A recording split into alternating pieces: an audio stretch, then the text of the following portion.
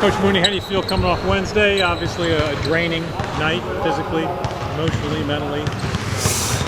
How do you feel coming off? Yeah, well, obviously that game in particular was really difficult because we did so many things well, including the end of the regulation, end of overtime.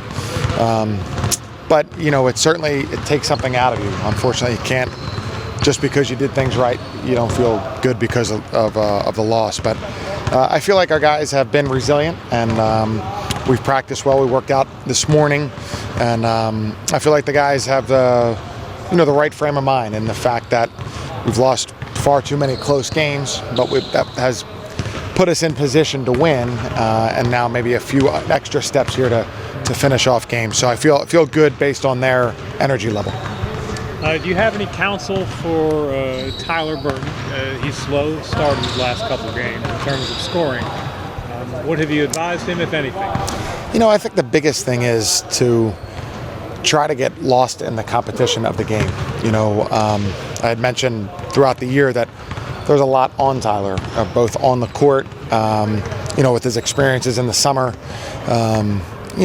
Everything's being pretty carefully studied for him, I'm sure, at some point. You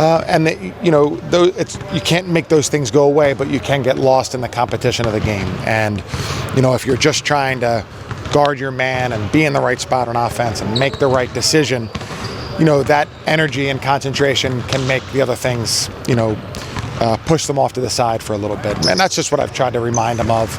Another way of saying just play, and, you concentrate so hard that you let that other stuff kind of go to the side. You're a Philadelphia Eagles fan. Thanks, John. As the week progresses, if Philadelphia wins the Super Bowl, are you concerned possibly about parade issues interfering with the Spiders' trip to LaSalle on Wednesday? Is there any talk about that behind the scenes? Yes, we started, being an Eagles fan, we started talking about that week one. September. And yes, we have talked about it. I think that last time, very recently, the Eagles won the Super Bowl and the parade was on a Thursday. And even if it were to be on Wednesday, it might be just disruptive to the shoot around, which we might be able to find another place to do. So if we find out that the parade would be planned for Wednesday, we would probably go over to LaSalle on Tuesday night, shoot to become familiar, and then do the shoot around somewhere else on Wednesday. No doubt that game will be played, though. There's no talk of postponing it for another day. In Philadelphia? No. Not right No. How do you view the last quarter of the season? The upcoming final quarter? Yeah. Well, tell you what, I think that none of the 15 teams feel like they're rolling, right?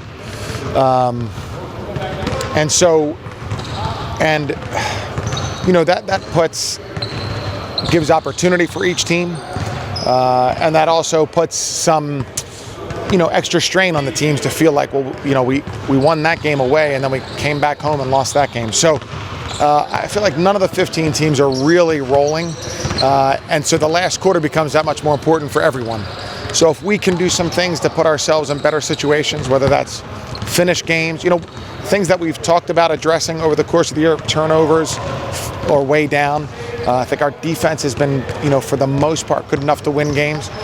If we can just finish games or do a couple things well, make a couple more timely shots, then I think we're in good shape. But I think probably the other 14 teams feel a little bit that way too, but nobody is just rolling and making their plans to be the 1 seed or have the bye or whatever it is. I know you have the television.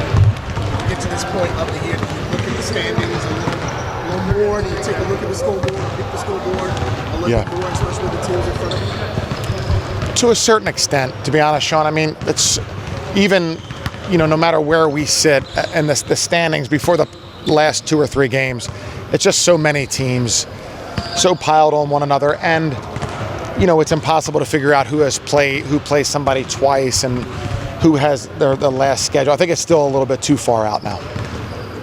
Given, like you said, the close losses, things of that nature, that I guess have been a hiccup this season. Given the uncertainty of the conference, do you use that as kind of like a silver lining to your guys to say if we can get on a roll, 3-4 in a row? Yeah. be in that position to be one of the top 8. We'll have to play, Sure. 3 straight games going into the weekend. Right. Yeah, definitely. I think we've lost 9 games by 19 points or some really close margin, and it only counts if you win those games or lose those games. But yes, we've talked about when it's that close, that truly does mean, well, if this play would have happened differently, or if that shot would have gone in, or if that defensive assignment was perfect, that we may have turned that game around and won. Even though there are a million things that happen during a game, each little play can feel like that. It's just to hope to, tighten up the concentration that we have and make sure we're aware of how important everything is. But yes, I feel like having been close and having won games and then been close in many others, I feel like we're not that far off. But every game's a challenge for sure. Matt, what do you think the Spiders hope to get and should get out of this last leg of the season? We really got to use this last little bit here to prepare us for the A-10 tournament because, that's what matters at the end, really. But, we just got to play it as well as we can. No more excuses about getting ready or getting used to the season, getting used to the offense or anything. It's time to go at this point. How do you feel as though the Spiders are coming back from the mental and physical drain that was Wednesday night in D.C.? Yeah, obviously that was a tough one.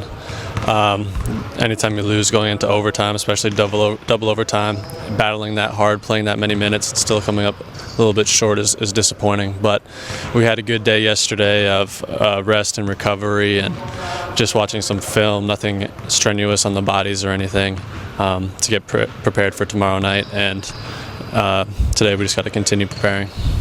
Is there a Philly vibe for the Super Bowl given the Philly flavor this team has? Yeah, and a little too many Philly guys around here, but it's good not having Jacob Gilliard. He was too much of a Chiefs fan, so at least we don't have to hear him anymore.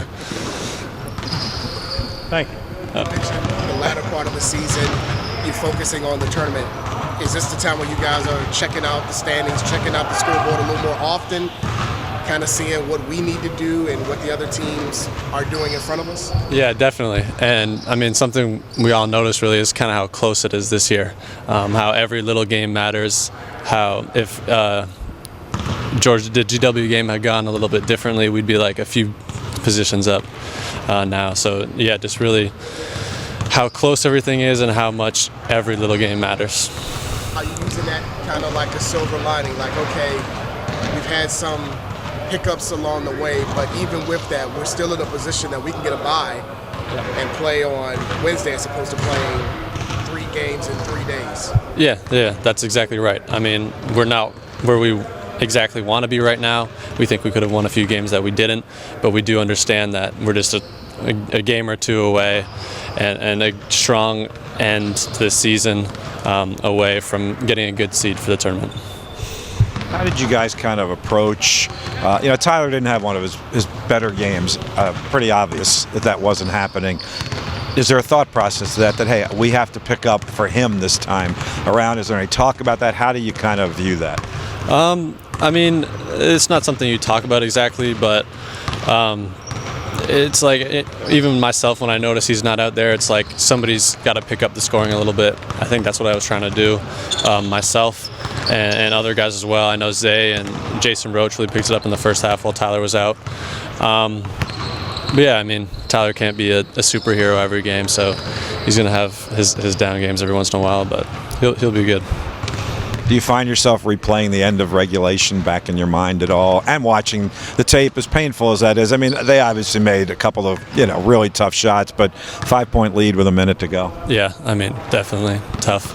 I felt like they couldn't miss, and then obviously giving up an and one at the end like that when it was just not something we had to do is disappointing as well. But not much you can do but move on at this point. When you move on to tomorrow, Grant Golden will be in the stands and Bryce Golden will be on the court. How are you approaching that? It'll be fun. I hope Grant's sitting on our side. We'll see. He should. I hope he's supporting us. But it's always good to have a Golden around. What's been working for I think being aggressive. I've said this before, but just trying to get into that mindset of being as aggressive as I can be. Trying to more so search for my own shots rather than and still get other guys involved, but try to almost be a little bit selfish myself. Challenging or how difficult has that transition been for you to be more aggressive offensively when in years past you were the X factor off the bench, so to speak? Yeah, I mean, like I've said before throughout this season, it's a completely new role for me. Past 4 years, it's just not been something that I've had to do. Taking a lot of shots, scoring the ball most of the time, having all of those great players around me. So it's taken some adjusting, but I mean, I feel like I'm doing the best I can, and I'm going to try to continue doing the best I can with that.